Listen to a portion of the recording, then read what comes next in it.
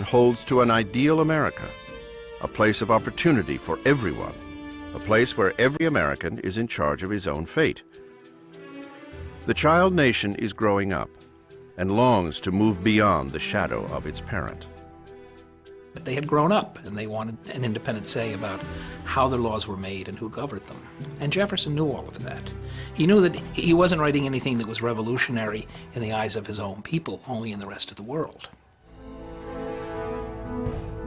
Mid-June 1776. Armed with these notions and a deadline of 2 weeks, Jefferson locks himself into a Philadelphia boarding house. He sat in one room in the July sweltering heat of Philadelphia with the flies buzzing all about him, and he forgot all of that, and he just sat down and he wrote and he wrote and he wrote out of his head. When, in the course of human events, it becomes necessary for a people to advance from that subordination in which they have hitherto remained, the opinions of mankind impel them to the change. Thomas Jefferson. It is a heady task for a fairly young mind. Every word must contain a reason to die for. Every sentence an urgent cause to justify rising up against a king. Think about it, the Declaration of Independence is a terribly radical document. That document says that if the government isn't treating you the way you think it should, and if you suffer this mistreatment over a period of time, you've got the right to rise up and destroy that government, to change it. That's a radical thing to say. But Jefferson soon stumbles over the central question of the Revolution. It hangs in the hot air. Who will become a free American? In Britain, the elite legislated. Now, Jefferson's pen could reinvent all that. Would the new America mean rights for every man, woman, child, and even slave? Who's in and who's out? Who's included? Does this mean everybody? Does this mean only the rich? Does this mean property holders? How far do we go? Who's included in this new nation? We hold these truths to be self-evident, that all men are created equal, that they are endowed by their Creator with certain inalienable rights, that among these are life, liberty, and the pursuit of happiness. Jefferson reaches for the highest ideals, but the contradictions of his words come back to haunt him.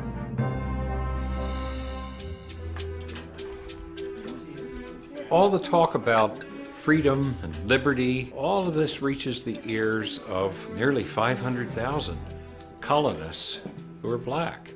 That's 1/5 of the population. Slavery already divides the colonies. Now, with the talk of independence, it takes front row. Some colonists draw the line at giving liberty to slaves.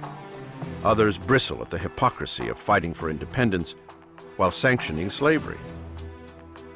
Jefferson himself remains divided. His own slaves watch their fates debated before them.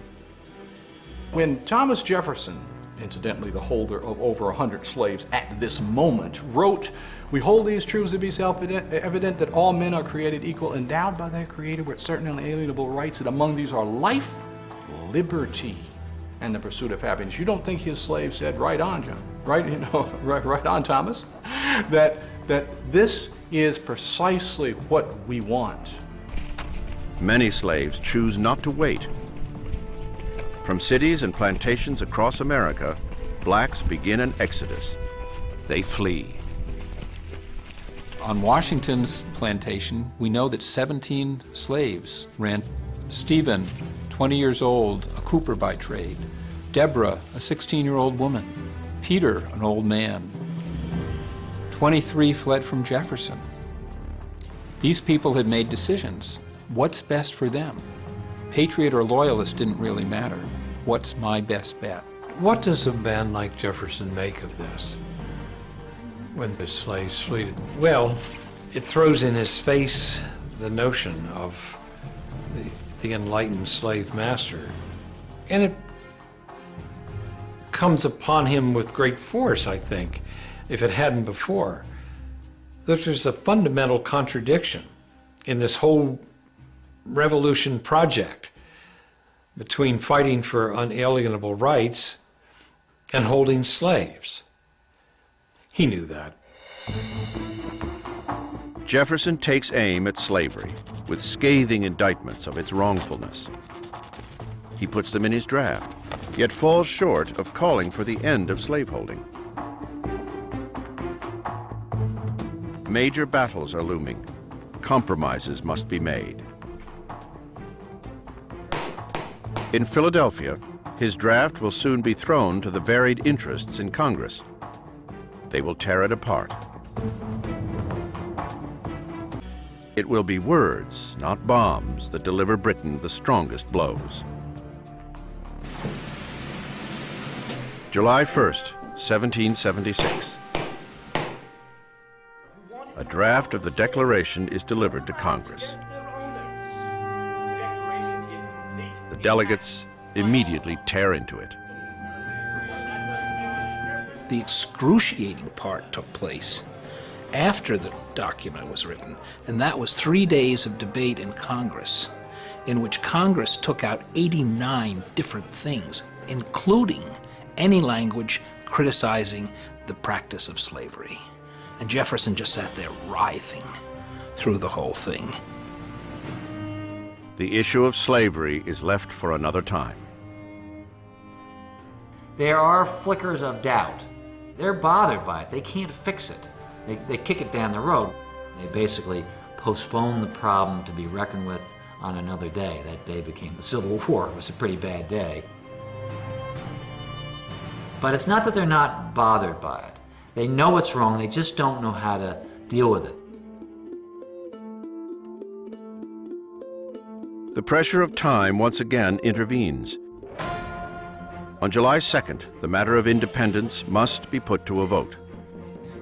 It passes. The second day of July, 1776, will be the most memorable in the history of America. It ought to be solemnized with pomp and parade, with shows, games, sports, guns, bells, bonfires, and illuminations from one end of this continent to the other, from this time forward forevermore. John Adams, Congressional Delegate. Adams is a little off on the date, but close. 2 more days are necessary to hammer out the final declaration. On July 4th, independence becomes written fact.